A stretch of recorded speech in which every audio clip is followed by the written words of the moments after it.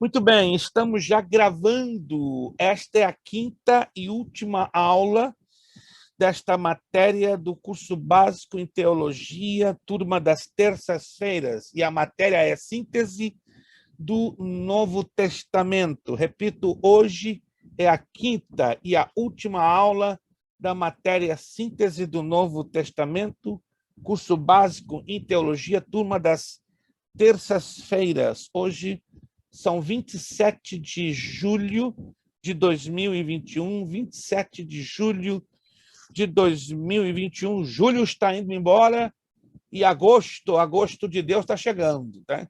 Se você gosta de agosto, fique em agosto, porque agosto está aí, na portinha, né? Falta poucos dias para entrarmos no mês de agosto. Está chegando aí a nossa irmã Meire, corrida da terra, mas chegou, graças a Deus. Irmã Meire não é prima do Emerson Fittipaldi, nem do Rubinho Barrichello, mas ela entra a toda velocidade, a toda máquina. Está chegando também irmã Eni. Irmã Eni está ali aos pouquinhos, está entrando no áudio. Boa noite, irmã Eni Abreu. Boa noite, pastor. Paz do Senhor. Chove muito aí na Paz. sua área? Graças a Deus. Jesus está nervoso hoje, né? Está lançando raio e trovoada. Meu Deus, eu estou pedindo a misericórdia dele. Não é que eu tenha medo de raio, não, mas o negócio aqui já deu umas balançadas aqui no meu apartamento. Espero que não acabe a luz. Se acabar a luz, já era. Só para vocês saberem. Se acabar a luz, já era. Né? Porque desconecta o modem da internet, aí já era. Já perdi comunicação. Mas, oxalá que Deus segure, né? Que Deus segure a situação para nós não termos maiores problemas. Irmãos, quero agradecer a todos aqui que já puderam fazer os seus pagamentos do mês de julho. Se, eventualmente, alguns de vocês ainda não fizeram o pagamento do mês de julho, você tem até sexta-feira. Automaticamente, o nosso sistema automatizado, né, que é um programa, já no dia 31, ele já vai detectar o aluno que já está com a sua mensalidade atrasada, e na segunda-feira, 1º de agosto, você não se sinta mal, porque é a forma que nós temos para trabalharmos organizado. Na segunda, dia 1º de agosto, o aluno, não você, o aluno que está com a sua mensalidade de julho atrasada vai receber uma mensagem via WhatsApp, né? Lembrando que a mensalidade de julho já está vencida. Se você tiver algum problema até lá, alguma situação de dificuldade, é só pegar o telefone e falar conosco, que a gente negocia, né, com uma prorrogação de alguns dias na frente a sua mensalidade atrasada. É só se comunicar.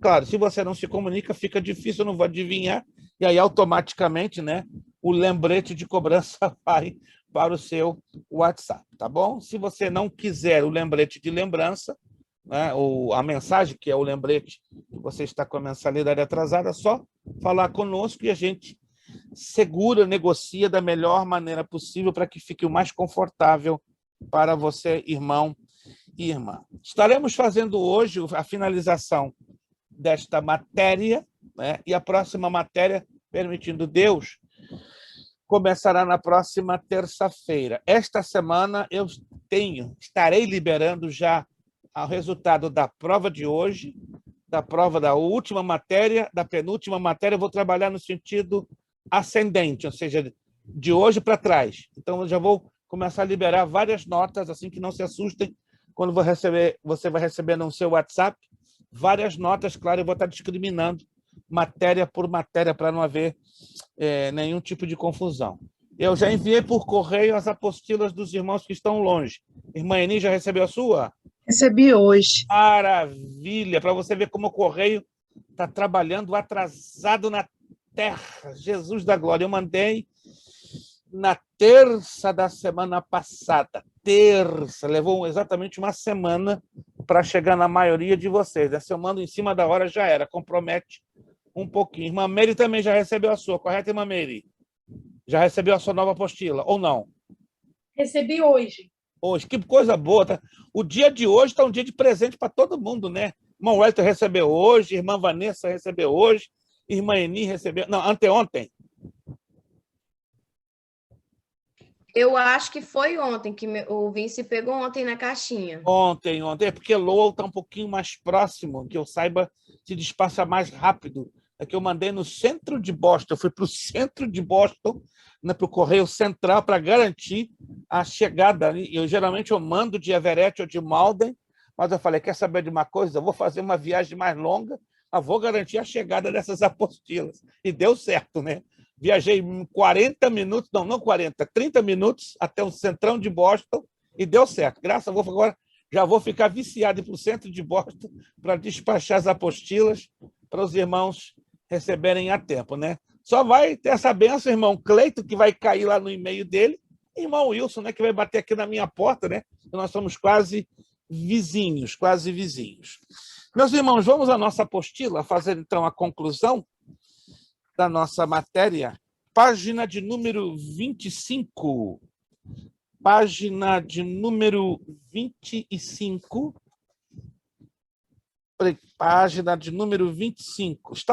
Nós iniciamos falando do livro de Atos dos Apóstolos. Atos dos Apóstolos. Então, vamos tentar fechá-lo hoje e rapidinho vamos fazer uma viagem pelos demais livros do Novo Testamento. Só adiantando o assunto, você que recebeu já a sua apostila, se conseguiu, né, abri-la e dar uma olhadinha, ela tem duas características, só para adiantar, só para você saber como é que vai funcionar a próxima apostila. Ela é a mais fina de todas as apostilas que até hoje, dentro do Bereia, nós enviamos. Aí você vai entender por que ela é mais fina, porque o conteúdo é desse tamanho. Ou seja, ela tem o menor número de páginas de todas, até hoje, e, na verdade, ela é a menor, a nível de número de páginas.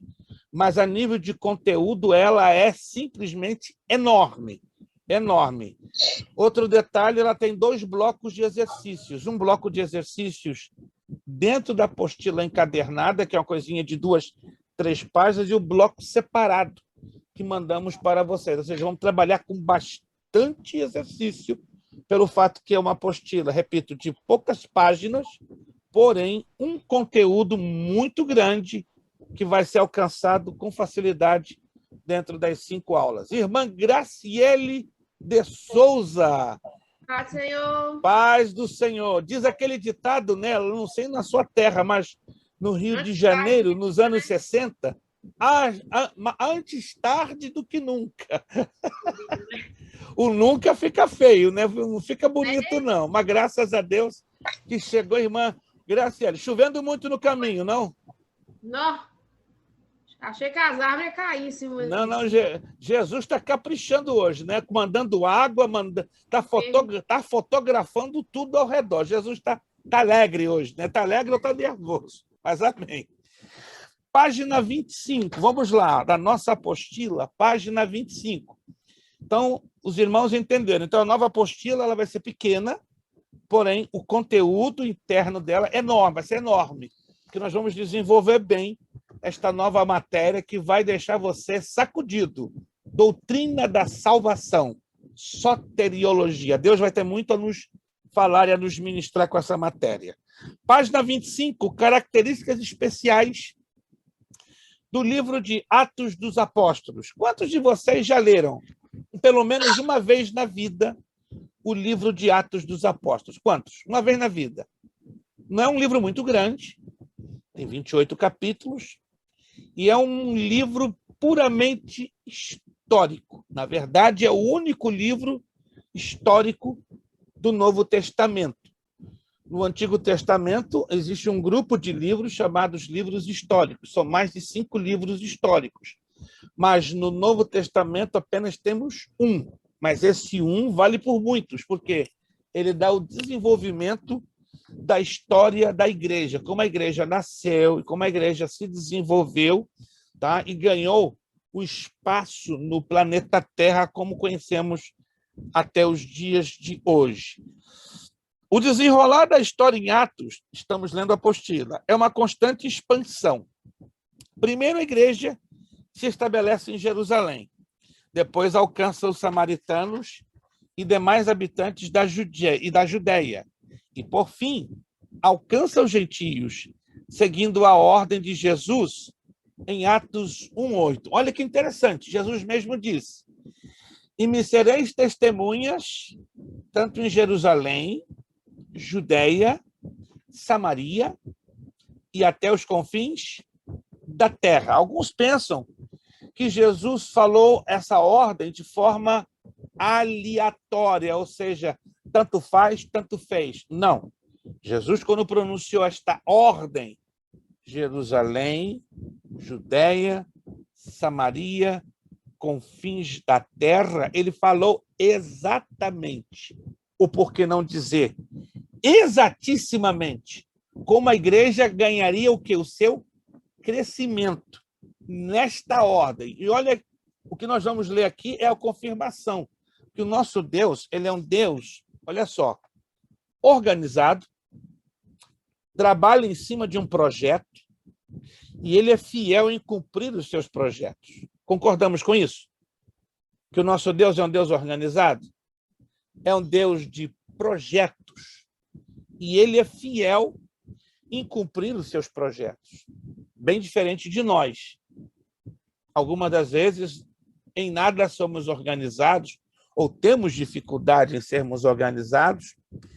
Muitas das vezes, alguns de nós não temos planos, fazemos alguns de nós, não todos, tá? Não se ofendam por isso. Fazemos a coisa, às vezes, na base do improviso ou do impulso. E como seres humanos que somos, nem sempre, por mais que nos esforcemos e até nos organizemos, conseguimos terminar os nossos projetos. Entende? Porque aí vem a questão das circunstâncias da vida. Eu tenho vontade, eu me determino, mas algumas circunstâncias podem me atrapalhar, como problemas de saúde, problemas de trabalho, problemas de família, porque somos sujeitos, né, a termos problemas que podem comprometer a realização dos nossos projetos. Mas, com respeito ao nosso Deus, ficamos tranquilos, porque tudo que ele promete, projeta, ele cumpre. Ele faz, porque o nosso Deus não está cercado por limitações humanas, como eu e você estamos. Muito bem.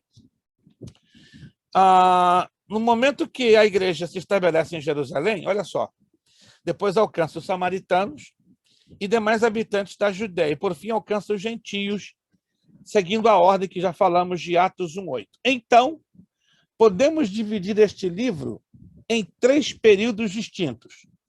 O primeiro está exatamente entre Atos 1:1 e Atos 8:4, que é o período do estabelecimento da igreja em Jerusalém. Olha, interessante. E esse período levou 7 anos, bastante tempo. 7 anos. Quem foi o líder que se destacou? O apóstolo Pedro. E qual foi o centro do estabelecimento da igreja em Jerusalém, a cidade de Jerusalém? Depois houve o período de transição, foi um pouquinho mais longo, 10 anos. Mas lembre-se que esse período de transição envolveu 2 regiões, Judeia e Samaria. Levou 10 anos. Pedro continua à frente da liderança que leva à expansão do evangelho, agora Judeia e Samaria. Pedro, na sua liderança, leva o evangelho a Samaria, Jope, Cesareia e Antioquia. Ou seja, Pedro trabalhou exatamente com muita força, com muita energia. Mas, sem dúvida, o período mais longo, mais demorado da expansão da igreja foi a expansão gentílica, ou seja, fora das fronteiras da Palestina, fora das fronteiras de Israel. Isso lemos lá em Atos 13:1 e de 28 a 31. Período de expansão que durou 16 anos. O líder muda, aí é Paulo. E as cidades Antioquia, Filipos, Coríntios, Atenas, Éfeso, Roma, etc. Então, na expansão gentílica, as cidades são múltiplas. Chama a sua atenção que é onde você vê 2 vezes a cidade Antioquia, está se referindo a uma das 2 Antioquias que o Novo Testamento nos fala. Alguém se lembra? o Novo Testamento fala de duas Antioquias. Vamos ver se alguém se lembra. Eu quero dar ponto. Alguém se lembra das duas Antioquias? Eu sei que eu já falei sobre isso. Pisídia e Síria? Pisídia e Síria. Irmã Graciele, ligada na tomada, 110 é pouco, é 220. A próxima eu vou lhe dar um ponto bonito, que a senhora vai sorrir até essa madrugada. E se responder a terceira pergunta, está isenta da prova. Então, entra na corrida da isenção. Quem? Graciele de Souza. Está na frente. Olimpíadas de Tóquio 2020? Não. Olimpíadas do Bereia 2021. Vamos lá. Antioquia da Síria, Antioquia da Pisídia. Importante termos em mente essas duas Antioquias, porque elas causam um pouquinho de confusão. Se você não localizar o fato histórico, a narrativa histórica correta dentro do livro de Atos, você vai confundir uma com a outra. Muito bem. O apóstolo Paulo, então, entra em cena na expansão gentílica. Saulo de Tarso, conhecido como apóstolo Paulo, sem dúvida é um dos personagens bíblicos mais conhecidos por todos os cristãos. Ele é considerado como sendo o maior líder do cristianismo depois de Jesus. São as duas colunas a nível de doutrina, de ensino bíblico no Novo Testamento. Jesus é o principal de todos e o apóstolo Paulo. Por isso que as doutrinas bíblicas expostas no Novo Testamento têm que ter confirmação da parte de Jesus, do apóstolo Paulo e de mais 4 apóstolos: Pedro, Tiago, João e Judas. Então, contamos com 6 confirmações, ou com 6 personagens que confirmam, não é, o ensino da doutrina bíblica, ou o ensino, né, das partes que a Bíblia nos chamam de teologia sistemática. O que é teologia sistemática? É todo o ensino bíblico original e estão contidas nas páginas do Novo Testamento. Virando a página 26. Nome: Paulo é o nome romano de Saulo. Os judeus da diáspora costumavam ter 2 nomes. Um nome hebraico e um nome grego. Então, o apóstolo Paulo tinha um nome hebraico, Saulo, que significa implorado, desejado, mas ele tinha também um nome grego, que significa pequeno. Se você conhece alguém que se chama Paulo, saiba que é um nome de origem grega, cujo significado é pequeno. Se você conhece alguém que se chama Saulo, é um nome de origem hebraica, que significa implorado, desejado. Ambos os nomes são chamativos e interessantes de conhecê-los. Local no nascimento: Tarso, na Cilícia, de acordo com Atos 16, 37, 21, 39, 22, 25. Tarso não era um lugar insignificante, como nos ensina Atos 21, 39. Ao contrário, era um centro de cultura grega, uma cidade universitária que ficava próxima da costa nordeste do mar Mediterrâneo. Então, essa cidade de Tarso não era uma cidadezinha qualquer, era uma cidade muito expressiva, uma cidade que, segundo a história universal, nos tempos de Paulo, chegou a ter 150 mil habitantes, que é um número muito expressivo para uma cidade dentro dos limites da cultura grega. Vamos lá. A religião.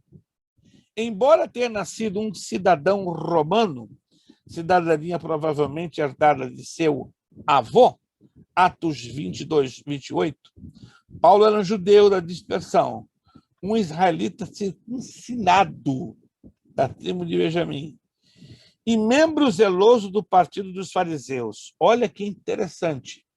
Os textos de Romanos 11:1, Filipenses 3:5 e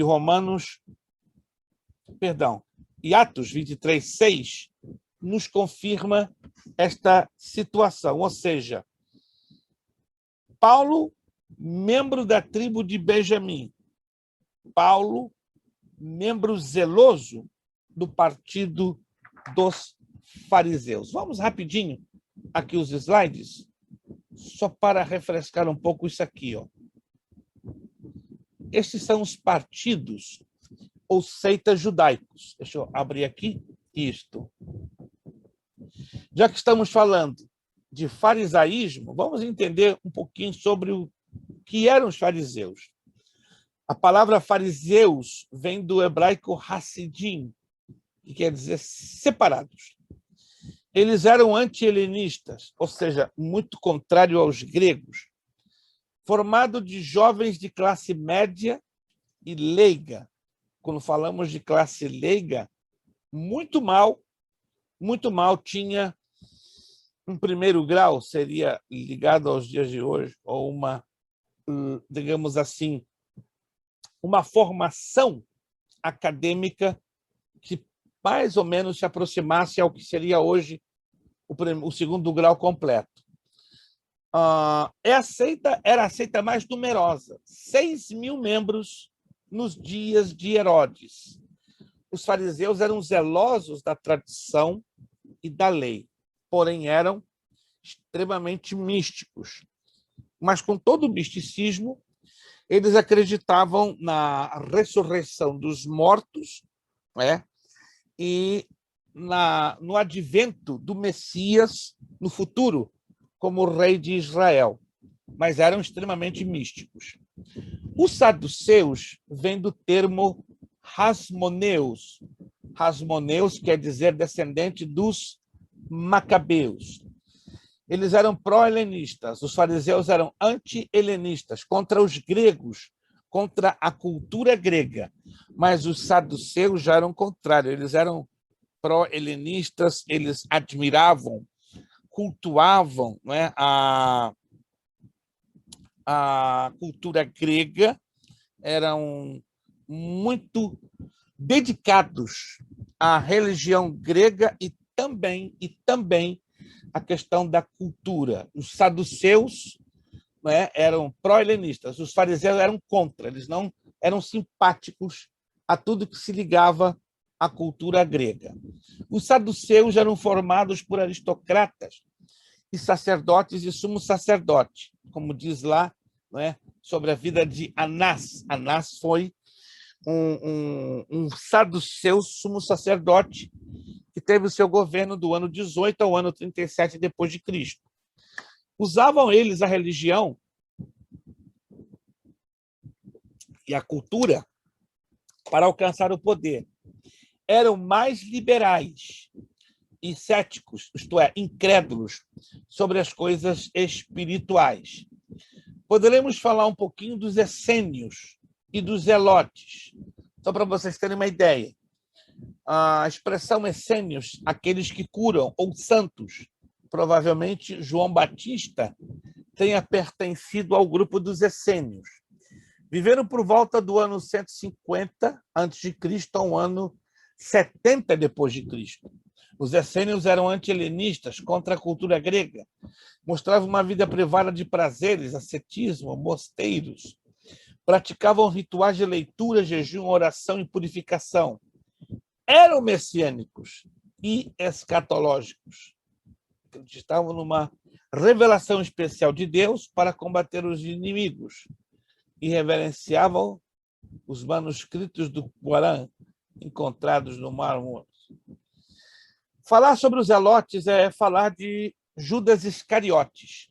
Os essênios está ligado, né, os essênios estão ligados a João Batista, ok?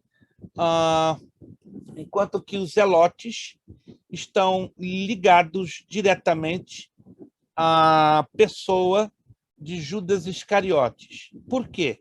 Porque os zelotes eram contra Roma, anti-Roma. Primeiro eram aqueles que pegam em adagas. Isso quer dizer a palavra zelote. Eles eram especialistas em usar as adagas, ou seja, tipo umas pequenas espadas muito pontiagudas e cortantes. Tinham os zelos da lei de Moisés. Não pagavam impostos e combatiam os publicanos. Desencadearam a primeira revolta judaica contra Roma entre os anos 66 e 70 depois de Cristo. E foram perseguidos por Roma até Massada, onde um grupo de mais de 300 deles, desde crianças até idosos e mulheres grávidas, se suicidaram, isso próximo do ano 70 depois de Cristo. Este é um sítio arqueológico numa região do Mar Morto, no sul de Israel, chamado Qumran, composto por 11 cavernas. Exatamente ali, no ano de 1947, foram encontrados 930 fragmentos desses rolos que vocês estão vendo aqui, tá? Rolos que continham cópias de cópias de cópias de cópias de cópias de cópias de partes do Antigo Testamento da melhor qualidade que vocês possam imaginar, datados do século III a.C. até o primeiro século depois de Cristo. Graças a este achado arqueológico nessa região de Israel, chamado Qumran, a Bíblia passou a ter uma das melhores traduções do Antigo Testamento que se tenha por notícia, ou seja, a partir de 1947 houve uma mudança dramática e drástica em qualidade, né, para melhor, de alguns livros do Novo Testamento. Dentre eles citamos o livro do profeta Isaías, livro do profeta Ezequiel, praticamente todos os profetas maiores, as cópias, né, dos profetas maiores foram beneficiados. E algumas dos profetas menores, né, como Amós, Abacuque, Malaquias e Ageu, também foram encontrados cópias de excelente qualidade e que ajudaram a dar uma enorme melhoria no texto dos livros que acabamos de mencionar do Antigo Testamento. Essa é a fortaleza de Massada, e ali você vê numa flechinha o Palácio de Herodes, onde houve um suicídio de 960 zelotes no ano 73, pelo comandante Eleazar. A história fala de duas ocorrências de suicídios. Uma onde morreram mais de 300 pessoas, próximo do ano 70, e depois a maior morte ocorrida no ano 73. O que os judeus que estavam nesta fortaleza, protegidos e fugidos dos romanos, queriam era resistir. E eles resistiram até a morte, porque se eles fossem capturados pelos romanos, seriam, claro, vendidos como escravos, seriam torturados. Então, obviamente, como acordo, este grupo de judeus, o maior grupo deles, né, em torno de 960 zelotes, decidiram todos tirar sua própria vida no ano 73 para evitarem cair na escravidão dos romanos. Um ato heróico, porém, infelizmente, quando se termina a vida, se termina muita coisa. Vamos voltar, então, à nossa apostila na página 26. Paulo, o apóstolo, nasceu em Tarso, na Cilícia. Tarso não era um lugar insignificante, ao contrário, era um centro de cultura grega, uma cidade universitária que ficava próxima da costa do Nordeste do Mediterrâneo. A religião, embora ele tenha nascido um cidadão romano, cidadania provavelmente herdada de seu avô, Atos 22, 28, Paulo era um judeu da dispersão, um israelita, circuncidado da tribo de Benjamim e membro zeloso do partido dos fariseus. Romanos 11:1, Filipenses 3:5, Atos 23:6 nos confirma. Deixa eu tocar aqui uma tecla que ela é um pouquinho delicada e mal interpretada. Não sei se vocês em algum lugar já ouviram dizer que o apóstolo Paulo era solteiro. Não sei se alguém já ouviu essa ideia, essa tese, essa conversa. Apóstolo Paulo, solteiro, mas Deus deu a ele grandes e grandes revelações sobre casamento, família, etc. Quem já ouviu falar disso? Que o apóstolo Paulo supostamente teria sido solteiro. Vá lá no YouTube, você vai encontrar pelo menos 2 a 3 pastores que batem muito nessa tecla, afirmando que é perigoso afirmar que ele era solteiro. Mas agora vamos estudar o pano de fundo histórico, cultural e social que envolveu o apóstolo Paulo. Paulo nasceu em Tarso da Cilícia, uma província do Império Romano. Então, automaticamente, ele já tinha o quê? A cidadania romana. Segundo, ele era judeu da dispersão. Um judeu da tribo israelita, da tribo de Benjamim, era circuncidado. Olha só, ele circuncidou para cumprir a lei e para não escandalizar aos seus irmãos, embora ele nasceu em território romano. Veja que interessante, que era a Cilícia, Tarso na Cilícia. Mas ele queria ganhar almas, ele queria, digamos assim, não ser pedra de tropeço, de maneira que, sabendo ele, Paulo, que era um cidadão romano, então ele assumiu as honras de ser cidadão. Claro, a Bíblia não dá detalhes, mas é bem provável que ele, ao seu modo, prestou juramento ao imperador, entre aspas, né? Não um juramento exatamente, porque se assim o Paulo fizesse, estaria dando fidelidade a Cristo, e aí daria um problema.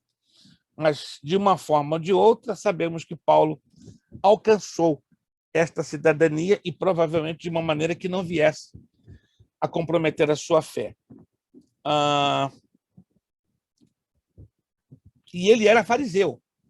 Como fariseu, a obrigatoriedade de ser casado era imperiosa. Ou seja, ninguém, estão me anotando? Nenhum fariseu podia ser solteiro.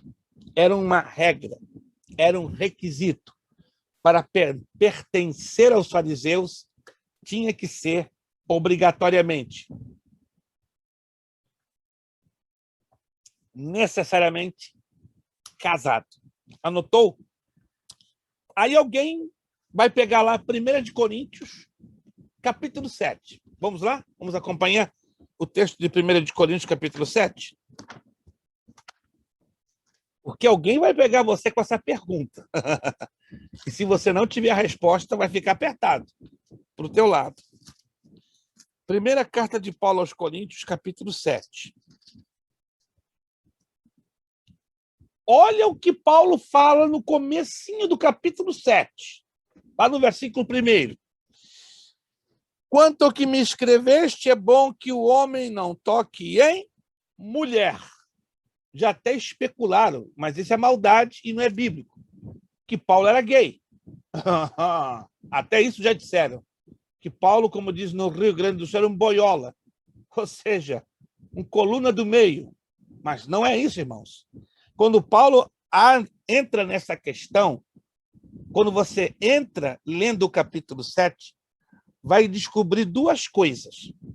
Paulo teve, sem dúvida nenhuma, uma experiência bastante difícil, dura, amarga no seu casamento. Curioso que em momento nenhum a Bíblia fala da esposa de Paulo. Mas para ser fariseu, ele era necessário estar casado. Divorciado não funcionava. Todo fariseu que se divorciava, olha que interessante, perdia os privilégios de ser fariseu e era expulso do Sinédrio. Sabiam disso? Então, para ser membro do Sinédrio, tinha que ser fariseu. Para ser fariseu, tinha que se manter casado. Nunca divorciado, jamais solteiro. Aí você vê essa declaração de Paulo. Bom que o homem não toque em mulher. E agora? Paulo era ou não casado? Era casado. Talvez não bem casado. Provavelmente sofreu uma desilusão amorosa violenta. Talvez ele estivesse passando por uma grandíssima tribulação no seu casamento. Mas, curiosamente, em momento nenhum, se você pode investigar a fundo, a Bíblia não entra em detalhes. A Bíblia não fala de pormenores. Mas Paulo fala com bastante propriedade sobre o que era uma vida de solteiro e uma vida de casado. Está ali no capítulo 7 de 1 de Coríntios, quando Paulo disse: digo eu, Paulo, mas não o Senhor. Assim diz o Senhor, e não eu, Paulo. Alguém já leu o capítulo 7 de 1 de Coríntios? Alguém já leu? Se não leu, eu lhe convido a tirar essa semana. Não é muito tempo que você vai gastar para ler com calma, com cuidado, o capítulo 7, primeira carta de Paulo aos Coríntios. Aí você vai descobrir esta situaçãozinha bastante curiosa, bastante interessante. Mas, definitivamente, Paulo era fariseu, número 1. Não podia ser solteiro, número 2. Tinha que estar casado e não podia ser divorciado. E se ele fosse divorciado, automaticamente o Sinédrio já o teria expulsado e ele não poderia assumir o título de fariseu que trouxe sobre os seus ombros por muito tempo. Vamos lá. Embora não se saiba ao certo com quantos anos Paulo saiu de Tarso, sabe-se com certeza que ele foi educado em Jerusalém, sob o ensino do renomado doutor da lei Gamaliel, filho de Hilel. Paulo conhecia profundamente a cultura grega, conservador da lei e mais avançado no judaísmo do que os seus contemporâneos, ou seja, aqueles servos de Deus que viveram quase que próximo da sua época. Gálatas 1,14 assim nos diz, e Filipenses 3,5-6. Lembrando que Paulo foi o perseguidor, não é? O implorado, o desejado Saulo foi o perseguidor da igreja. Como nós vemos isso na Escritura? Quando Estevão foi apedrejado, suas vestes foram depositadas aos pés de Saulo de Tarso. Preste atenção, olha que coisa interessante. Estevão é apedrejado, Estevão é morto, mas a Escritura faz questão de dizer que as roupas de Estevão ficaram depositadas nas mãos de quem? De Saulo de Tarso ou de Paulo. Há alguma coisa importante com respeito a isso? Provavelmente uma mensagem de Deus para que entendamos o seguinte: o perseguidor, um dia, vai ser perseguido. Aonde abundou o pecado, superabundou a graça. Paulo foi um terrível perseguidor da igreja de Cristo. Jesus tem um encontro com ele, o transforma, o perdoa, o purifica, o levanta, enche a ele do seu Santo Espírito. Mas as consequências dos seus atos desordenados, dos seus atos equivocados, teria ele que pagá-los. Tudo que o homem semeia nesta terra, ele colhe. Alô? Eu e você estamos nesse exato momento, 8h50 da noite, vivendo diretamente consequências de coisas que cometemos lá atrás. Coisas boas e coisas ruins. Eu hoje colhi consequências de coisas boas que, pela bondade de Deus, consegui semear lá atrás, 15, 20 anos, aqui na América. Hoje eu consegui colher algo, não é, que me fez lembrar, meu Deus, semeei lá atrás, há 15 anos. E eu acredito que você também, a cada dia que passa, você se lembra de algo bom que você semeou e está agora, graças a Deus, colhendo. Mas também não é somente coisas boas que semeamos. Infelizmente, contra a nossa vontade, semeamos coisas ruins, coisas más. Semeamos, muitas das vezes, discriminação, desobediência, falta de temor, falta de santidade. Vamos colher isso um dia. Uma coisa é eu me arrepender dos meus pecados. Estão me acompanhando? Uma coisa é eu pecar e me arrepender dos meus pecados. Mas Deus, sob hipótese nenhuma, nos poupará das consequências dos nossos pecados. Uau, isso aí é pesado. Davi, quer um exemplo? Não tem melhor exemplo na Bíblia. Eu poderia citar aqui 20, 30 exemplos.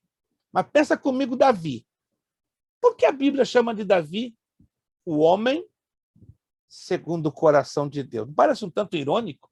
A vida de Davi foi uma coisa bem estranha, bem complicada, agitadíssima.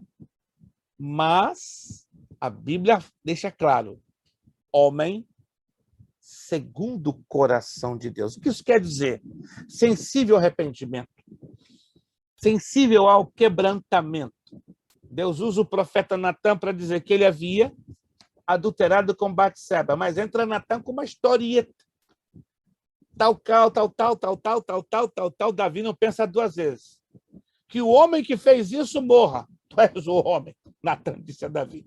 Tu és o homem. Rapaz, imagina o choque que Davi toma. Mas olha que interessante, o homem segundo o coração de Deus reconhece. Pisei na bola, pequei, adulterei. No que eu adulterei, eu matei, roubei a mulher do próximo, menti, dei falso testemunho. Meu Deus! O que é isso? Presta atenção comigo aqui. Isso aqui é muito interessante. Deus deu no Sinai, nas mãos de Moisés, 10 mandamentos. Confere. Confere. Agora eu pergunto a vocês, quantos mandamentos continham ou tinham a lei judaica? A lei judaica não tinha apenas 10 mandamentos. É que Deus quis facilitar a vida do povo de Israel diante de um gigantesco conglomerado de leis. Gente, era muita lei, era muito mandamento. Tanto que Jesus foi claríssimo. Ó, eu não vim para revogar a lei, e vim para cumpri-la. Ou seja, Jesus foi o único que cumpriu a lei na íntegra. Todos os mandamentos da lei. Mas Deus quis dar uma colher de chá à nação de Israel. Daquele montante gigante, ele reduziu para 10. Jesus, por sua graça e misericórdia, veio trazer um colherzão de sopa, uma concha de sopa. Não, 10 é muito, vou reduzir para 2. E mesmo para 2, o negócio está complicado. Mas Vanessa vai responder agora essa pergunta. Tá ligado. Tá igualzinho o marido dela na aula passada. Estava ligado isso. Meu Deus. Eu acho que essa unção corre dos dois lados. Vamos lá, irmã Vanessa. 613? 613. Quem sabia? 613. Não joga no bicho não, que não vai dar nada. Você vai perder dinheiro. Conheci um pastor, vou jogar no 613. Está repreendido, meu irmão. Mas se converter. Ele jogou. Perdeu tudo. Jogou $1.400 no 613. Ah, peraí. Ganhei azar. Mas a Bíblia disse não lançar as mãos de jogo de azar. Tá aí, você está pagando pelo preço. Está pagando pela má semeadura. Gente, tem pastor que é brinquedo não. Dá vontade de dar um tapa debaixo da orelha, né? Tem pastor que joga na loto, raspadinhas, loteria esportiva. Não vou entrar nesse detalhe agora não, porque é polêmico, entende? Conheci um pastor hispano há pouco tempo atrás que pagou $200 por uma raspadinha, ganhou 10 mil. Mas pagou para o governo 8 mil e ficou com 2. Gente, é coisa de louco. As pessoas querem ganhar dinheiro com certa facilidade, é uma ilusão. É uma ilusão, gente. Não existe essa de ganhar dinheiro fácil, não é? Se Deus nos abençoa, é por causa disso aqui, ó, isso aqui. E eu tenho certeza que cada um de vocês aqui derrama um suor bem suado para ter o básico, para ter uma vida digna, para ter um pouquinho de conforto na sua casa, na sua família. Ó, isso aqui é... Concordamos com isso ou não, gente? É suado, gente. Ninguém aqui... Muita gente no Brasil pensa, pô, fulano está na América, está nadando em moedinhas de ouro. Errado. Ninguém aqui nada em moedinhas de ouro, não. Aqui é suor mesmo. E graças a Deus, que Deus é tão bondoso, tão misericordioso, que ele reconhece o suor e o esforço de cada um de nós e decide o quê? Nos abençoar. Então, não existe ganho fácil. Né? Não existe essa, né? Mas é importante deixar claro, então, que Paulo, ele desfrutava de certos privilégios. Mas, independente dos privilégios que ele desfrutava, irmãos, ele pagou um preço alto pela semeadura que fez. Qual foi a sua semeadura? Perseguia durissimamente a igreja.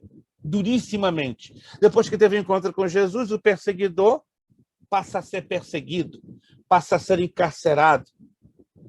Já leram aquela passagem que mostra que Paulo e Silas, estavam pregando numa certa cidade, foram encarcerados, e deram, uma coça de dar gosto. De repente, lá no fundo do calabouço, depois de uma coça, os presos começam a ouvir Paulo e Silas o quê? Chorando, praguejando. Ai, ai, ai, ui, ui, ui, mas me deram uma cipuada, uma chicotada. Tá sangrando, Silas. Silas, tá sangrando, tá em carne viva. Silas, maldito aquele que me deu essa cipuada, essa chicotada, tô mal. Assim disse Paulo para Silas? Ou Silas disse para Paulo? Não. Ali nós vemos a atitude mais estranha, que não é normal, de dois seres humanos que, Qual seria uma atitude normal? Se você, minha irmã, meu irmão, ganhasse uma surra bem dada, a ponto de sangrar. Maldito seja aquele que me bateu. Que a terra se abre e trague a vida desse miserável. Seria uma atitude humana. Mas é nessa hora que aprendemos a reagir não como seres humanos, mas homens e mulheres cheios da graça de Deus. E a graça de Deus não é muito fácil, não. A gente tem que lutar diariamente. Senhor, dá-me da tua graça. Senhor, dá-me da tua graça. Senão eu saio da graça e dou uma bofetada debaixo da orelha daquele que me faz tirar da graça. Seja sincero. Às vezes não te dá vontade de se vingar contra aquele que te machucou? Não te dá vontade de até falar um palavrão contra aquele que te caluniou, te difamou? Vamos ser sinceros, não vamos ser santinhos de quatro asas, não. Somos seres humanos, somos cristãos, somos.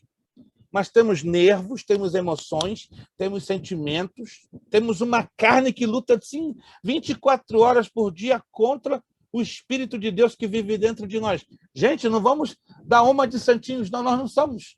Se somos santos, é pela graça de Deus, é pela misericórdia de Deus. Jesus disse a Paulo lá em 2 de Coríntios 12:9, a minha graça te basta, e meu poder se aperfeiçoa na fraqueza. Tá aí o segredo. Quando a gente está murchinho de marré. Você já passou essa experiência? De chegar um dia que tu tá murcho, com uma vontade doida de chutar o balde. Vou parar de estudar no Bereia, vou parar de ir na igreja, vou ficar dentro de casa fechada, 7 chaves, não quero ver a cara de ninguém. Para todo mundo plantar batatinha no mato, tô por aqui. Mas que bom, irmãos, quando nós estamos murchinhos, vazios, quase para chutar o balde. O que acontece? O que acontece? Entra em ação a misericórdia do nosso Deus. Ali derrama aquelas chuvas de graça. Aí você pensava que estava já afundado, arrebentado no buraco, Você passou por essa experiência? Alguém já passou por essa experiência? Ou somente fui eu? Eu já. Alguém já teve essa experiência? Eu acredito que todos nós estamos lutando para depender de Deus, passamos por essa experiência. Uns mais, outros menos. Uns com muito mais frequência, outros não com tanta frequência. Mas a verdade seja dita, Deus conhece os nossos limites, como conhecia os limites de Paulo e de Silas. E os dois estão lá, no calabouço, fazendo o quê? Cantando. Os dois doidões. Os presos dizendo, estão doidos. Ganharam tanta surra que estão loucos cantando. Vem cá. Depois de uma surra bem dada, você teria forças para cantar? Seja sincero. Você teria forças para... Ninguém tem força para cantar, gente. Se não ganhou uma surra, mas está numa luta, já está lá, com a cara fechada, tão enrugada como sovaco de tartaruga, imagine os dois que ganharam uma coça. Estão lá louvando, exaltando, glorificando a Deus. Isso é graça. Isto é graça. Não há capacidade humana que nos dê forças no meio da luta, senão a graça de Deus. Ei, se você precisa da graça de Deus nesta noite, eu não estou pregando, não. Estou falando um aspecto da vida de Paulo. Pode só ter estar sem querer pregando. Se aproprie da graça de Deus. Chore aos pés de Jesus e clame: Senhor, eu preciso da tua graça. Toma-me da mão, porque eu já estou escorregando.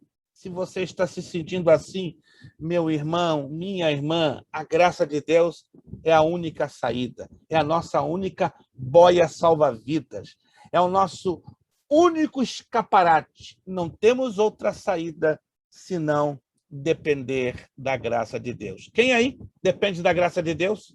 Tem alguém que depende? Isto. E que vida cheia da dependência da graça de Deus foi o apóstolo Paulo. Vamos lá. Quem foi Paulo na questão dos estudos? Bom, já falamos que ele foi fariseu, foi um político, fazedor de tendas, mas qual era a formação de Paulo? Embora não se saiba com quantos anos Paulo saiu de Tarso, sabe-se com certeza que ele foi educado em Jerusalém sob o ensino do renomado doutor da lei Gamaliel, neto de Hilel. Paulo conhecia profundamente a cultura grega. Ele também falava o aramaico, era herdeiro da tradição do farisaísmo, estrito observador da lei e mais avançado no judaísmo do que qualquer dos seus contemporâneos. Em outras palavras, Paulo era uma sumidade. Uma sumidade. Pensa no homem que tinha tudo aqui dentro. Tudo. E é aqui. Ó. Agora, que interessante, né? Teve um encontro com Jesus de Nazaré, ali no caminho para Damasco. Imediatamente, diz a Escritura, ele ficou cego. Começa por aí. O homem que enxergava tanto, a distância aos servos de Deus para perseguir, o primeiro encontro que ele teve com Jesus, fica cego. No que ele fica cego, ele começa a aprender o quê? Dependência. Porque ele nunca foi dependente. Uau! Que impressionante. Depois ele passa um período sem comer e sem beber. Que experiência pesada. A ponto de o Espírito Santo dizer para Ananias: Ananias, vai lá naquele lugar. Está lá o meu servo. Saulo. Ô, Senhor, é o perseguidor da tua igreja. Calma. É vaso que eu tenho levantado. Mas importa o quanto ele deverá sofrer por causa do meu nome. Ei, Deus! Começou a colheita. Lá vai lá, Ananias. Irmão Paulo, o Senhor Jesus te devolva a visão. No que ele começou a enxergar, irmão, foi uma coisa impressionante. A vida de Paulo muda da água para o vinho. De fariseu importante, poderoso, rico, se torna o quê? Pequeno. Porque o nome Paulo quer dizer pequeno, pequenininho. Ele era antes Saulo, desejado, admirado, aplaudido. Agora Paulo, pequenininho, dependente. Perde tudo. Perde o cargo de fariseu, perde muito dinheiro, a ponto de se tornar o quê? Pobre, pobre, pobre, de marré, marré, marré. Foi de um extremo a outro. Mas peraí, pastor, mas ele não conheceu Jesus? Era para ser próspero. E se tornou espiritualmente o mais próspero de todos os apóstolos, mas foi o mais pobre. Por causa de quê? Jesus tinha que ensinar ele duas lições. A lição da dependência, porque ele nunca foi dependente. E a lição da semeadura. Tudo que nós semeamos, colhemos. Você pode passar 2 séculos pedindo: Senhor, poupa-me deste mal, porque eu fiz muita burrada no passado e eu não quero colher a burrada que eu fiz no passado. Essa oração Deus não vai te ouvir. Acredite. Ele ouve a nossa oração de arrependimento, ouve. Perdoa os nossos pecados, perdoa. Mas Deus nunca vai nos isentar, livrar a nossa cara do quê? Das consequências das nossas iniquidades cometidas lá atrás. Não confundam o perdão de Deus, por favor. Não confundam o perdão de Deus com isentar-nos das consequências dos nossos pecados. Davi foi perdoado pelo seu pecado de adultério, de homicídio, de falso testemunho? Foi. Claro que foi. Só que teve problema. Olha o que o profeta Natan diz a Davi. Lembram? Não se afastará da tua casa a espada de quem? A espada do Senhor. E aconteceu. A vida da família de Davi foi um negócio terrível. Irmão se levantando contra o pai, incesto entre irmãos, uma loucura. E o problema continua para quem? Na vida de Salomão. O negócio fica feio. Salomão, o homem mais sábio do mundo, se torna mais idiota, mais burro, em se unir com 700 mulheres e 300 concubinas. Estão percebendo? Tudo resultado, consequência dos pecados de Davi. O pastor só está querendo dizer, então, que se eu dei mancada lá atrás, independente do que Deus tenha me perdoado, meus filhos, meus netos e bisnetos vão sofrer as consequências? Sim. Está nas Escrituras. E agora? Então, eu tenho que pensar 10 vezes antes de agir. 10 é pouco, 20. Que Deus tenha misericórdia de nós, irmãos. Nós não somos melhores do que Davi, não somos melhores que o apóstolo Paulo, não somos melhores do que ninguém. Que Deus nos ajude. Sim. Mas é engraçado como que as coisas para a gente é mais difícil, né? Yes. Eu ia dizer exatamente isso agora. Para um ímpio, para um sem vergonha, com todo respeito, para um cristão relaxado, o negócio é igual a prancha de surf, vai bonito. Flui. Agora, tenta viver uma vida certinha. Uma vida que agrada o coração de Deus, uma vida que glorifica a Deus, uma vida que todo mundo fica até assustado. Está querendo ser mais santo que Deus? Tenta viver essa vida. E eu sei que a maioria de vocês está batalhando para ter essa vida. Seja sincero. Você tem um monte de travas e barreiras e batalhas diariamente. Sim ou não? Se alguém não vive isso, então, meus irmãos, me ensina a fórmula, que eu quero aprender essa. Eu até hoje não consegui. 52 anos vou cumprir agora de fé, em 31 de agosto. Não sou melhor do que ninguém, gente. Sou criança na fé. Mas em 52 anos de quase fé, eu falei, Jesus, qual é o atalho para viver uma vida quieta e sossegada? Porque quanto mais eu quero fazer a coisa direitinho para agradar a Deus, mais o negócio fica apertado. Gente, um pastor presbiteriano, há uns 3 meses, americano, disse, pastor, para de ser certinho. Como é que é? Para de ser certinho, porque isso é por causa que o senhor está lutando para viver uma vida certa. Vive uma vida ali, de qualquer maneira, que aí a coisa vai relaxar para o seu lado. Eu falei, não sou doido não, meu irmão. Peraí. Calma. Prefiro... Eu falei algo que ele ficou ofendido. Eu ia muito na igreja dele, ele é pastor americano.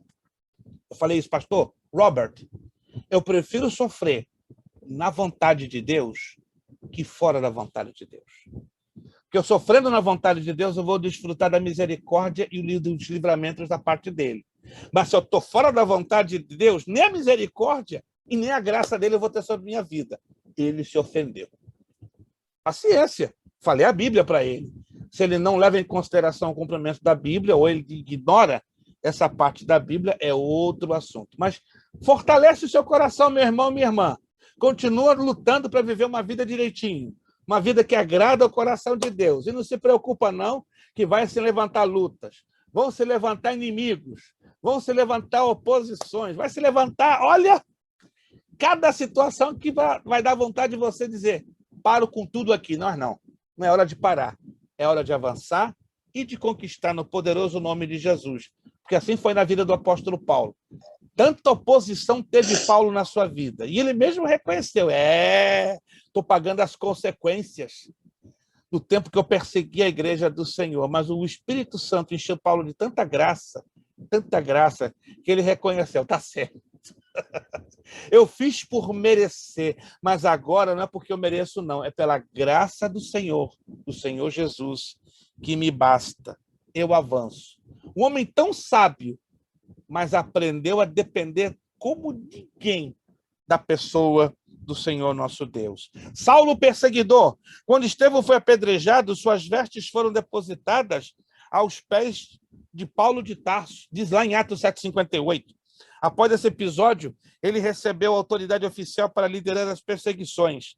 Além disso, na qualidade de membro do Concílio do Sinédrio, ele dava o seu voto a favor da morte dos cristãos. Olha que situação. Paulo dava carta branca, pode matar, pode massacrar, pode chacinar. Eu assino embaixo. Que situação passou Paulo lá na frente. Meu Deus, não queria estar na pele de Paulo, não. Mas, glória a Deus, que tremendo instrumento foi usado pelo Senhor, apesar de tanto sofrimento. Ele causou sofrimento para as pessoas, mas também sofreu de maneira extrema. Mas ele desfrutou da graça, do cuidado do Senhor Jesus sobre a sua vida. O próprio Paulo afirma que respirava ameaça e morte contra os discípulos do Senhor. Além de deflagrar a perseguição em Jerusalém, ele ainda solicitou cartas ao sumo sacerdote para as sinagogas em Damasco. Seu objetivo era levar preso para Jerusalém qualquer um que fosse seguidor de Cristo, tanto homem como mulher, Atos 9:2. Ele fazia isso, olha que doideira, acreditando que estava servindo a Deus. Tem muita gente na igreja que está igualzinho a Paulo. Está machucando os irmãos, está batendo nos irmãos, estão falando mal dos irmãos, ainda diz, eu estou fazendo direitinho para agradar a Deus. Isso é religiosidade. Paulo era religioso. Saulo, na verdade, né? Era religioso. E Deus não nos chamou para sermos religiosos, chamou para vivermos um estilo de vida chamado seguir a Jesus Cristo. Conversão de Paulo. Isso aqui é interessante, ó. Lucas interpreta a conversão de Paulo de Tarso como um ato miraculoso, um momento que o inimigo declarado de Cristo transformou-se em apóstolo seu. Os homens que estavam com Paulo ouviram a voz, mas não compreenderam as palavras. Olha que experiência louca. Aquele grupão que estava ao redor de Paulo ali, quando eles estavam indo para o caminho de Damasco, ouviram uma voz. Saulo, Saulo, por que me persegues? Diz a Escritura. Mas quem estava ao redor não entendia nada. É como se fosse uma língua estranha, uma língua estrangeira. Eles ficaram espantados, mas não puderam ver a pessoa de Cristo. Por outro lado, Paulo viu o Cristo ressurreto e ouvia suas palavras. Esse encontro foi tão importante para Paulo que a base de sua afirmação sobre a legalidade de seu apostolado está fundamentada nesta experiência. Olha aqui os textos, presta muita atenção, por favor. 1 de Coríntios, capítulo 9, versículo 1. 1 de Coríntios, capítulo 15, verso 8 a 15. Gálatas 1, 15, 17. Anota, passa um highlight. Estes são os textos na Bíblia Sagrada que autenticam o verdadeiro apóstolo de Jesus Cristo. Opa! Pastor, agora só está querendo pegar no pé. Não, presta atenção. Hoje nós temos centenas, milhares de apóstolos. Tenho respeito a todos eles, não tenho nada contra a pessoa deles, mas também não tenho nada a favor. Como é que é? O senhor está neutro? Não. É porque a Bíblia fala que o apostolado ele termina na igreja primitiva, porque se confunde o apóstolo como ofício e o apóstolo como função. O apóstolo como ofício termina nos dias do apóstolo João, mas hoje nós temos os apóstolos como função. Me explico. Como um dom ministerial, como um chamado ministerial. O tempo não me permitiria entrar a fundo nessa questão, mas existe na Bíblia bem claro o apóstolo ofício, o apóstolo função. A mesma coisa a questão do profeta. Profeta ofício, profeta função.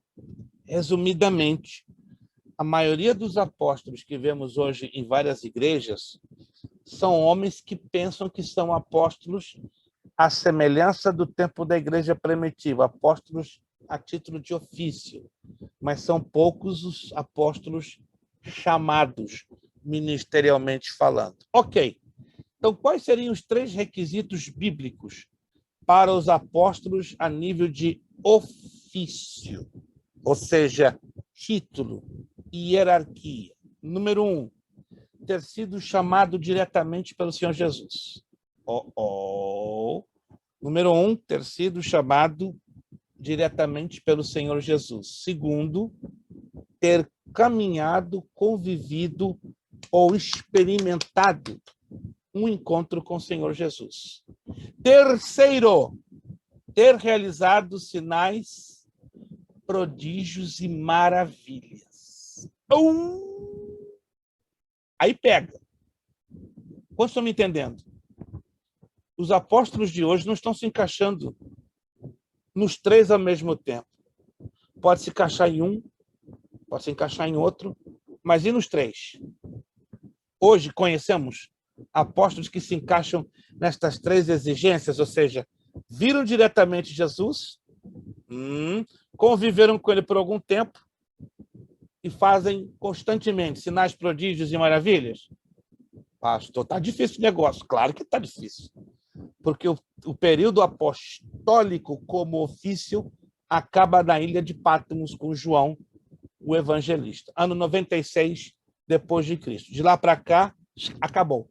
Aí entra o dom ministerial apóstolo, que é muitíssimo confundido com o ofício apóstolo. Quantos estão entendendo, irmãos? Quantos estão entendendo um pouquinho? É que o tempo não me permite desenvolver as maiores diferenças entre os dois, mas a principal de todas as diferenças são essas três que eu acabei de mencionar. E foram as diferenças que o próprio Paulo faz questão, porque ele recebeu a revelação de Cristo para mencionar essas diferenças. Considerando que Paulo de Tarso, olha só a continuação da apostila, não havia sido um dos 12 discípulos de Jesus, além de ter perseguido seus seguidores, a necessidade e importância da revelação pessoal de Cristo para Paulo fica o quê? Evidente. Que coisa linda, que coisa tremenda. Bom, nós temos aqui adiante, nós não vamos avançar, porque o tempo já nos aperta para nós avançarmos, sobre Paulo missionário e sobre as suas viagens missionárias, né? Foram 3 viagens missionárias. Nós temos aí a narrativa de cada uma delas, mapinhas, que nos ajudam a ver a trajetória dessas viagens, né? E até os fatos. Na página 28, nós vemos a segunda viagem missionária de Paulo, que ela é narrada em Atos 15:36 até o 18:22. Aí mostra o mapinha, né? A maioria dessas viagens tinha o ponto de partida Antioquia da Síria. Se você olhar com atenção o movimento das flechas, a maioria dessas viagens, o ponto de partida qual era? Antioquia da Síria. Aí nós vemos a terceira viagem missionária, lá na página 29. Não é diferente. O ponto de partida é Antioquia. Estão percebendo? Com cuidado, porque Antioquia da Síria foi a primeira base missionária da igreja.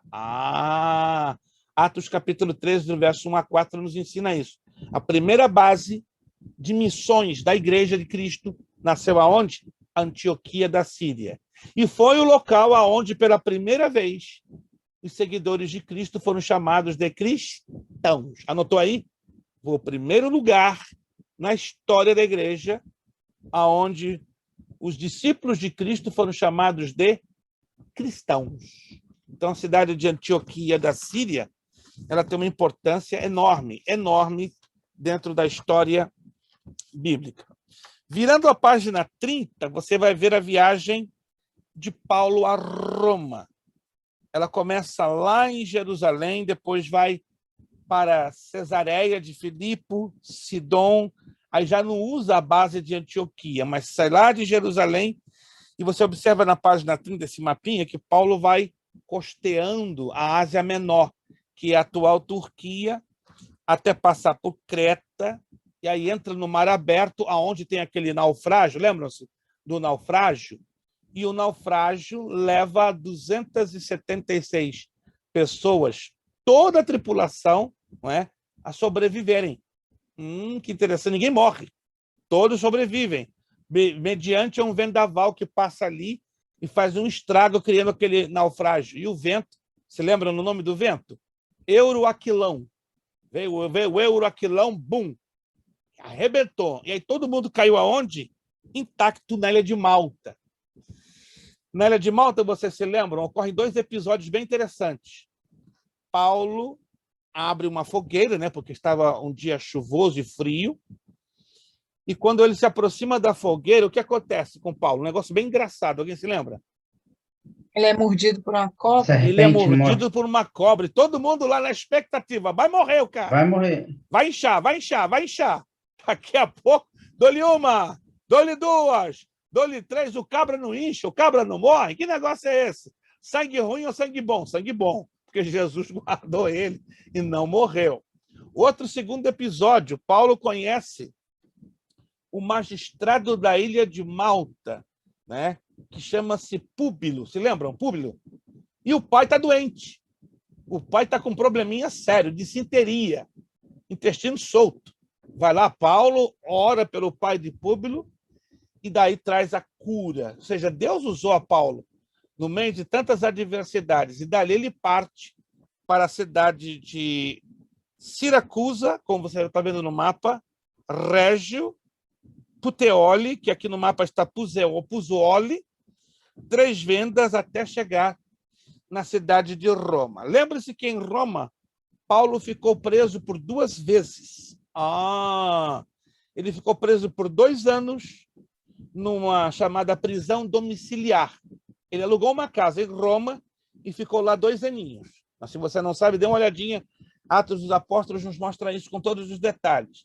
E a segunda vez que Paulo foi preso, ele foi preso num calabouço chamado Marmetim. Ali, daquele calabouço, ele saiu para ser decapitado no ano 64 pelo imperador Nero. Virando a página 32, queria entrar nos detalhes. Que pena. Queria entrar nos detalhes das cartas paulinas. No Médio em Teologia, quem se animar a tomar o voo para o médio, alguns aqui vão parar no básico, eu sei disso, fica tranquilo, ninguém é obrigado a decolar para o médio, né? Já tem um grupão lá no médio, que é a turma da segunda-feira, já tem 70% que já vão decolar para o bacharel. Meu Deus!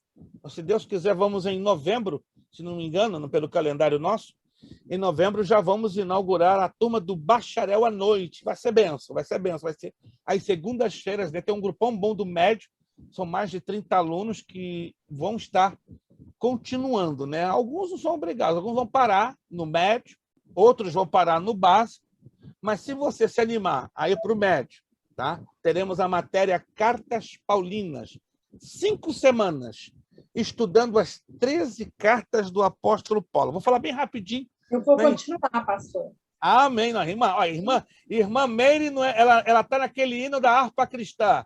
Um dos tais, podes tu também dizer que sou um dos tais. A irmã Meire já é um dos tais.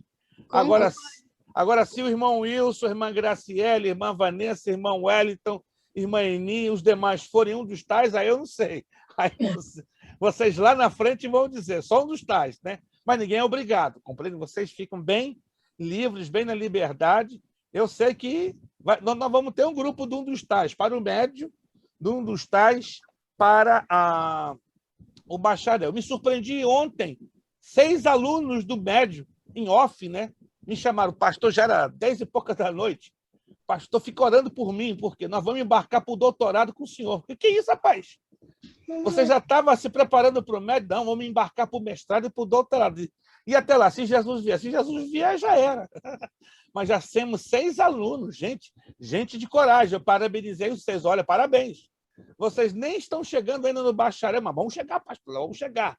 Vamos estar com o senhor no bacharel, vamos entrar no mestrado e vamos terminar no doutorado. Uau! Então, que Jesus nos dê vida e saúde, né? Mas estou acreditando que a gente vai chegar no doutorado, não, gente. Desculpa a franqueza.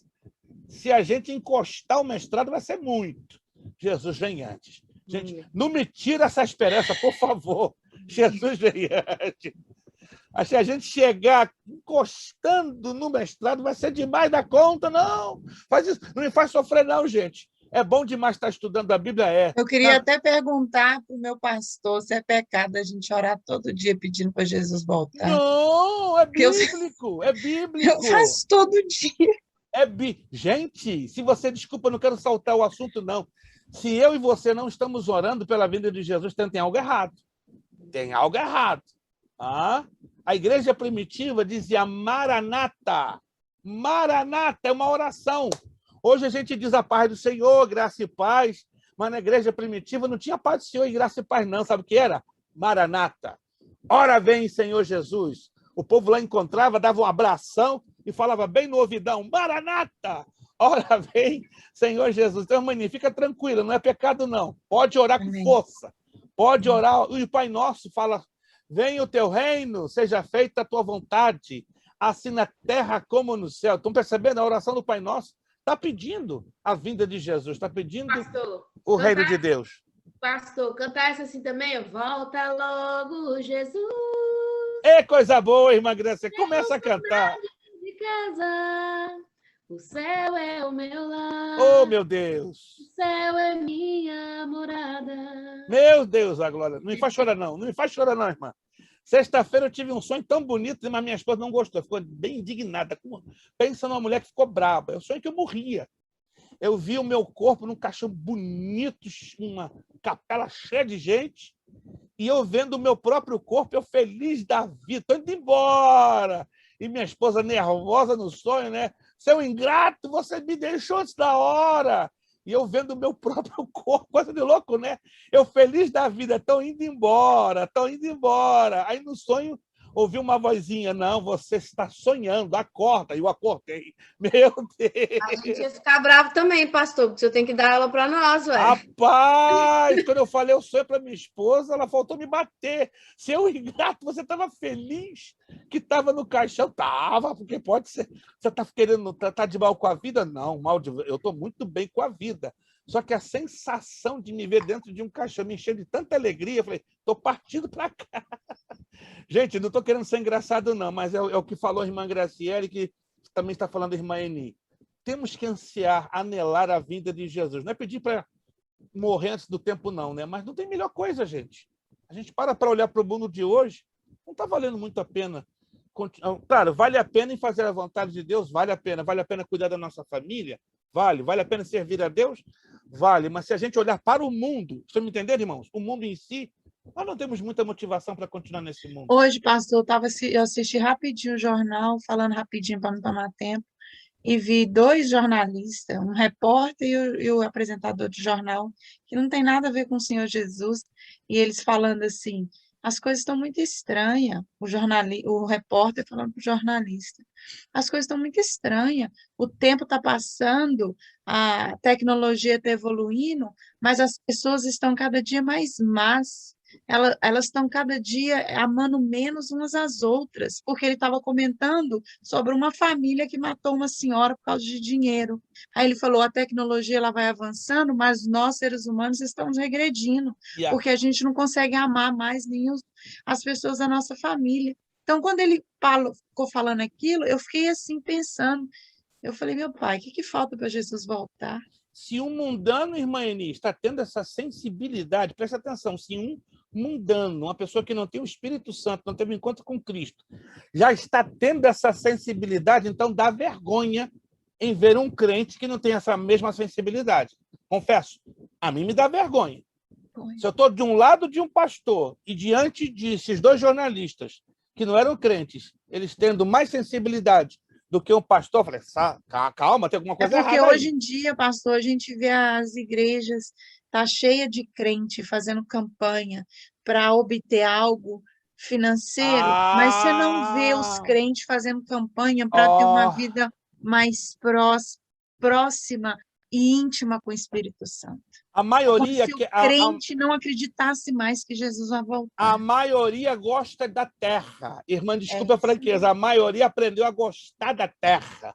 Aprendeu a gostar do bem bom da terra, dos aplausos, da fama, da prosperidade, do poder material. A maioria perdeu o foco. Gente, o negócio é triste. Eu falo isso com a minha alma queimando, de angústia. A maioria Está amando a terra. Mas, gente, que Deus coloque o fogo nos nossos corações é para amar o céu.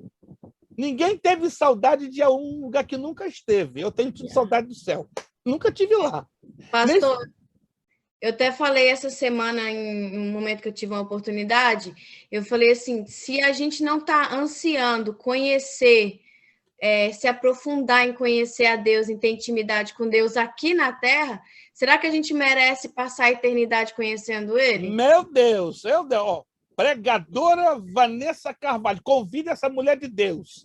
É para sacudir a consciência. Gente, o povo perdeu a consciência do céu. Aprenderam a amar a terra, mas que Deus nos desperte.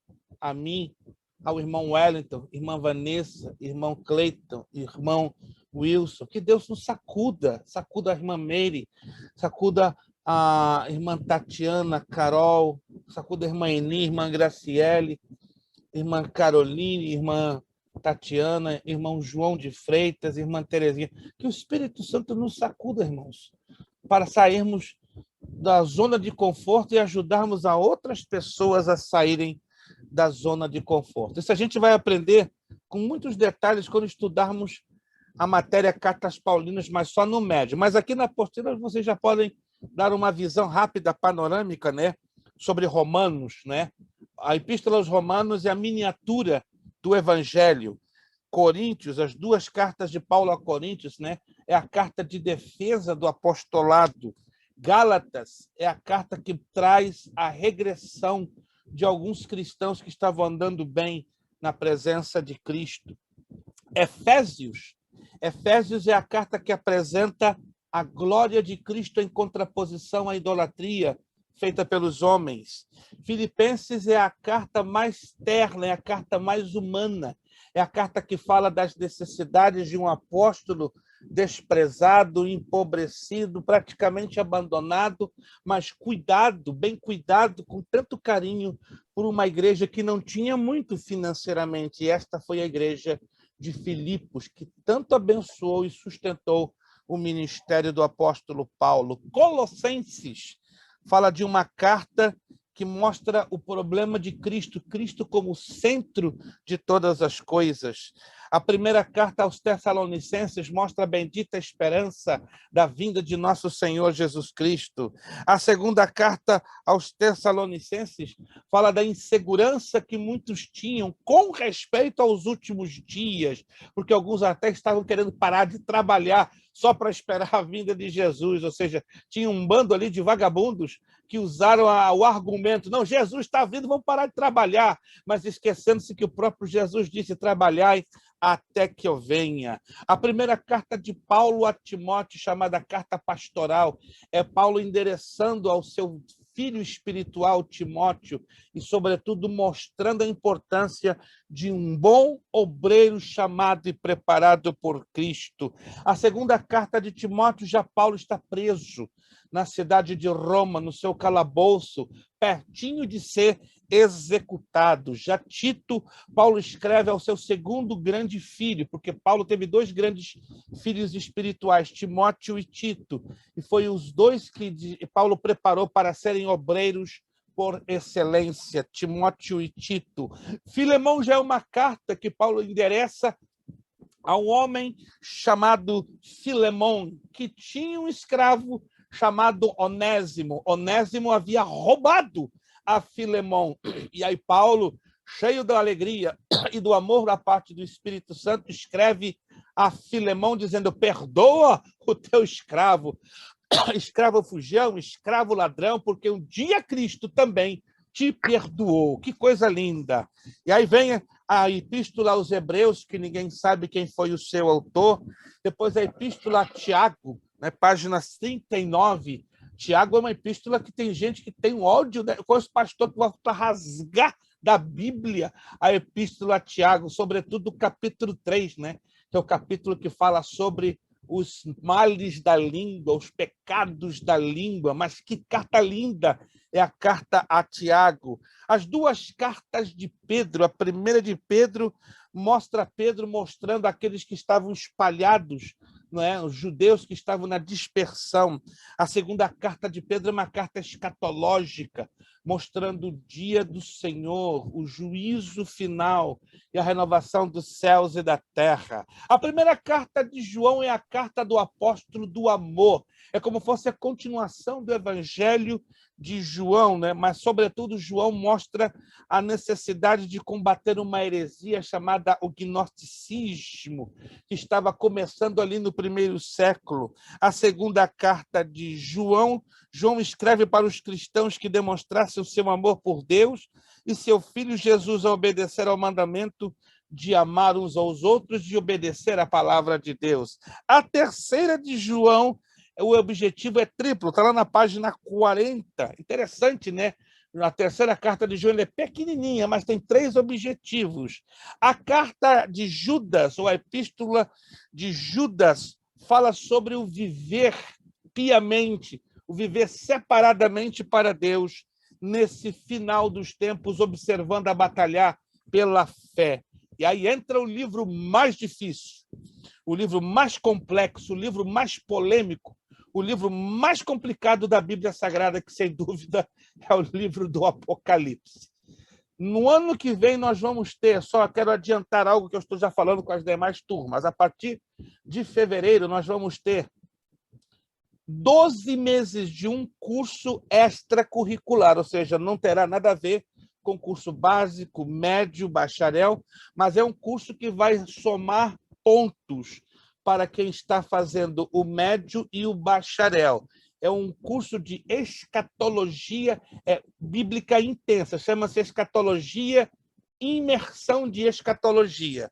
Vamos começar na segunda semana de fevereiro e terminamos na segunda semana de fevereiro de 2023. Vai ser também uma aula por semana para aqueles que querem, para aqueles que podem. Só vamos estudar 12 meses escatologia. Já estamos com 9 alunos. De todas as turmas, já temos 9 alunos. Até fiquei bastante surpreso, né? Eu coloquei 5 como mínimo, mas é num dia, só um dia na semana. Nós estamos vendo aí se seria a sexta ou o sábado. E apenas 1 hora. Não vão ser 2 horas. 1 hora apenas, ou na sexta ou no sábado. Mas eu vou largar no Facebook, no WhatsApp, nas redes sociais, por volta de novembro. Já o anúncio, quem quiser fazer esse curso, e o custo vai ser exatamente o mesmo do curso básico. O mesmo, exatamente, sim. Meu esposo está perguntando qual horário. Vai ser no horário da noite, de 8 às 9.